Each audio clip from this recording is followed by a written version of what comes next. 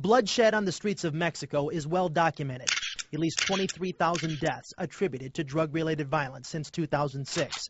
In that time, we've seen traces of that violence right here in southern Arizona. Home invasions, kidnappings, executions. In most cases, the violence reaches a head in places like Tucson or Phoenix. But it actually starts here, just north of the border, far from the city lights. Well, this is an example of what we're talking about. We're north of the U.S.-Mexico border, and this is all public land. But because of violence just east of here, this entire area is shut down to the public, and it's going to remain so indefinitely.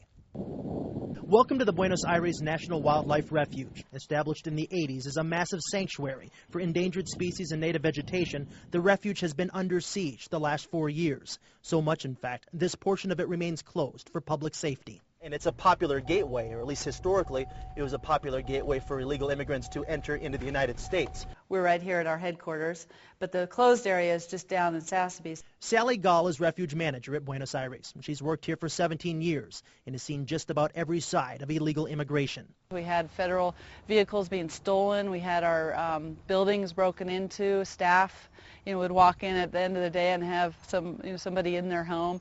We had anywhere from 2,000 to 4,000 immigrants a day coming through this area, just this valley, this 5-mile stretch. In 1 year, the refuge had 5 homicides, 2 rapes, and at least 30 armed robberies, pretty much the crime report of a small city.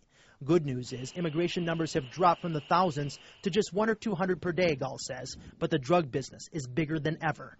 And with that comes some more violence, and I think there's a little bit elevated fear in all of us as to what might happen out here. One reason why the National Guard is here today, literally patrolling the refuge itself. This summer, President Obama authorized the deployment of 1,200 National Guardsmen to the U.S.-Mexico border, about half that total to Arizona alone. They do provide a visual presence, though they're only authorized to assist federal agents already here. If we're going to have guardsmen down there, give them the authority to do what they're qualified to do. Retired National Guard Sergeant Cal Young worked the Watts, California riots in the 1960s. He knows this situation is very different, but whether it's racial tension or drug violence, he says, the threat is just as real.